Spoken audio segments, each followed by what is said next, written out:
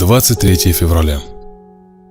В 2 часа ночи все населенные пункты Чечено-Ингушетии оцеплены войсками. Выставлены засады и дозоры для недопущения выхода местного населения из зоны оцепления. Отключены все радиотрансляционные станции и телефонная связь. В 5 часов утра мужчин созывают на сходы, якобы на торжественный митинг в честь Дня Красной Армии. Собравшихся тут же окружают пулеметчики в полной боевой готовности и объявляют им решение вождя СССР Сталина о вечной депортации в степи Средней Азии. В это время в двери домов уже стучались опергруппы НКВД, выгоняя из них женщин, детей, немощных.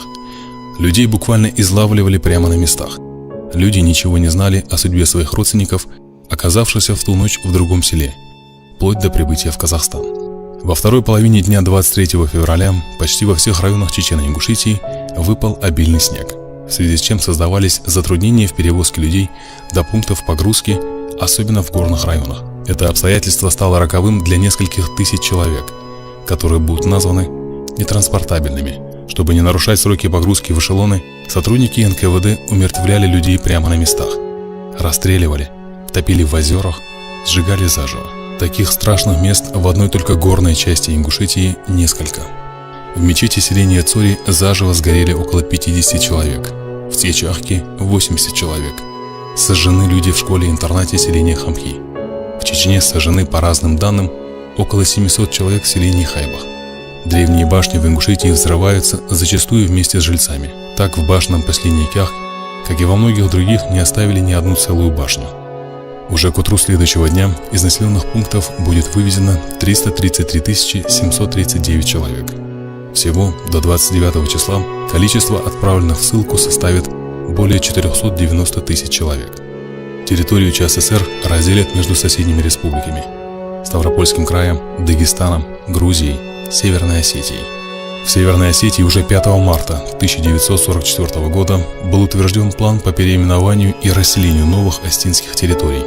Были составлены списки желающих заселить опустевшие дома соседей, количество которых превышало лимит, выделенный верховным руководством для осетин. Все без исключения работники НКВД и жители соседних республик, участвовавшие в операции по выселению ингушей и чеченцев, были представлены к награде Героев СССР. В это же время звезды героев на фронтах Великой Отечественной войны получали свыше 50 тысяч ингушей и чеченцев, воюя на передовой с внешним врагом. После того, как их народы были объявлены врагами народа, их снимают с фронтов и с них снимают награды. Многие из них получили заслуженные медали только после развала СССР, в отличие от воинов НКВД, выселявших их матерей, жен, детей, родителей из их же домов.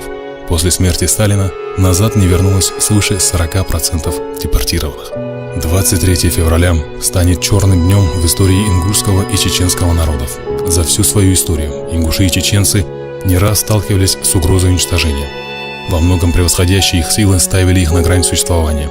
Но никогда прежде эти народы не сталкивались с такими подлыми методами. Советское руководство совершило акт вероломства и чудовищной жестокости, ничем не уступавшей в цинизме гитлеровскому фашизму. Навсегда останется в памяти каждого настоящего ингуша и чеченца святая память об отцах, память о сотнях тысячах погибших. 23 февраля. День памяти и скорби. Далвозат Павлдолт Бейнчар.